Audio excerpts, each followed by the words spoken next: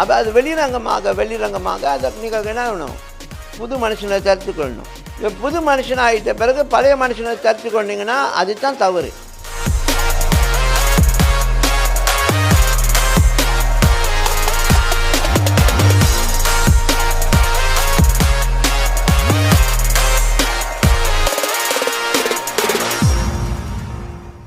நம்ம சபை கூடி வருவது,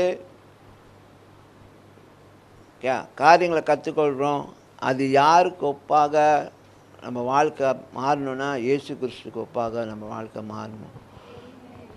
நான் ஏற்கனவே சொல்லியிருக்கேன், நீங்கள் ரட்சிக்கப்பட்டோடனே நீங்கள் தேவதூதனாக ஆயிட முடியாது. உங்கள் ப்ராசஸ், உங்கள் லைஃப் ப்ராசஸில் அதுக்கு பேர் தான் ஜேர்னி. இந்த ஜேர்னியில் தான் உங்களுடைய அழுக்கெலாம் வெளியாகும், உங்கள் கேரக்டர் வெளியாகும், உங்களுக்குள்ளே இருக்கிற அந்த அழுக்கு, உங்களுக்குள்ளே இருக்கிற அந்த அசிங்கம், இதெல்லாம் கிளியர் பண்ணும். கிளியர் பண்ணால் தான் அந்த பாத்திரம் உண்மையில் சுத்தமாகும். புரியுதா? அப்போ உங்களுக்குள்ளே இருக்கிற பலவீனங்கள் வெளிப்படும். அது சில நேரத்தில் பப்ளிக்காக ஆயிரும், சில நேரத்தில் நீங்கள் உங்கள் வீட்டுக்குள்ளே அது அது காட்சி அளிச்சிடும், சில சேர்ச்சில் காட்சி அளிச்சிடும். இந்த மாதிரிலாம் இருக்கும். அப்போ அதை என்ன செய்யுது, மற்றப்படுத்தக்கூடாது, மனுஷனை கொன்றக்கூடாது. இன்றைக்கி மதம் என்ன செய்யும், அப்படி ஒரு காரியம் நடக்கும்போது தான் அவங்க என்ன செஞ்சுறாங்க, லேபிள் பண்ணிடுவாங்க, இவன் அப்படிப்பட்டவன் அப்படின்னு. அதை தான் பவுல் ரொம்ப தைரியமாக சொல்லுவார், ரைட்டு நான் அப்படி தான் இருந்தேன், ஆனால் ஆண்டவரை மாற்றினார். சரியா? அப்படி மாற்றின பவுல், ரட்சிக்கப்பட்ட பவுலும் மறுபடியும் நிறையா மிஸ்டேக் பண்ணியிருக்கிறாரு. நீங்கள் பைபிளில் வாசிச்சிங்கன்னா அங்கே இருக்குது.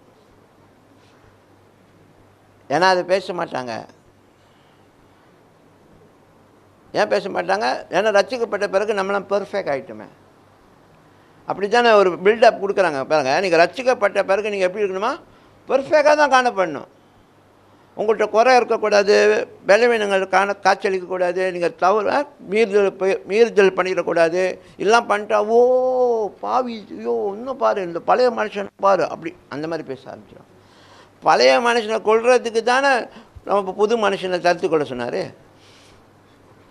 ஹலோ, பழைய மனுஷனை கலத்தி போடும்பொழுது அது என்ன ஆகும், வெளிரங்கமாகும்.